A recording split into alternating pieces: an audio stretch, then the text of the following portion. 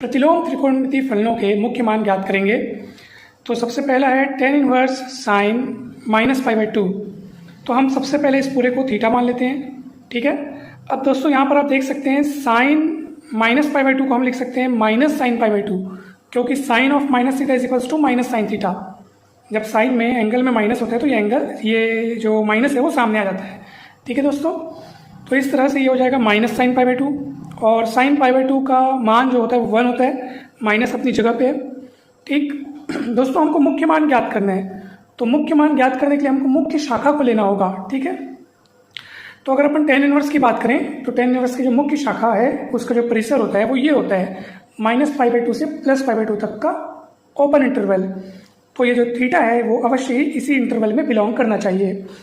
तो जब tan inverse -1 बराबर थीटा है तो अवश्य ही tan थीटा बराबर -1 होना चाहिए, अर्थात थीटा वह एंगल है जिस पर tan की वैल्यू -1 होती है, ठीक है। तो इसका मतलब tan theta is equals to -1 है ना भाई। tan inverse -1 is equal to theta, तो tan theta is equals to -1, ठीक। अब ये माइनस अपनी जगह पे है।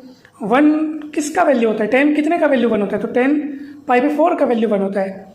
तो आप देख सकते हैं कि tan theta is equals to minus tan pi by 4 हो गया। उसके बाद माइनस अपन अंदर ले जा सकते हैं, क्योंकि आप ये भी तो पढ़े ना कि tan minus theta is equals to minus of tan theta, ठीक है।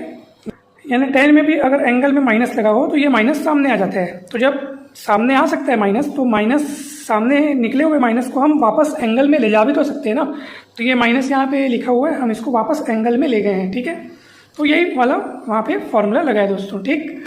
तो अब आप देख सकते हैं कि एंगल का अगर आप कंपेरिजन करें तो tan theta is equals to tan minus pi by 4।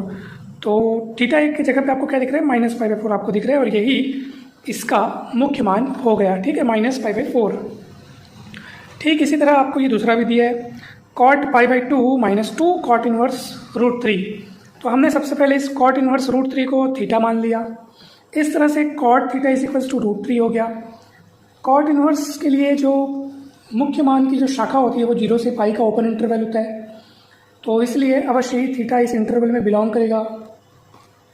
तो cot theta is equal to cot pi by 6, क्योंकि कॉट पाई बाई 6 की वैल्यू होती है रूट 3, ठीक है दोस्तों। तो रूट 3 के स्थान पर हम लोग कॉट पाई बाई 6 लिख दिए। एंगल का कंपैरिजन आप लोग कर लो, तो थीटा की जगह आपको पाई बाई 6 दिख रहा है। ये तो अभी थीटा का मान निकला है, हमको तो इसका मुख्य मान ज्ञात करना है। तो अब बारी आती है इसकी, तो हमने इसको लिख लिया cot pi by 2 minus 2 cot inverse root 3।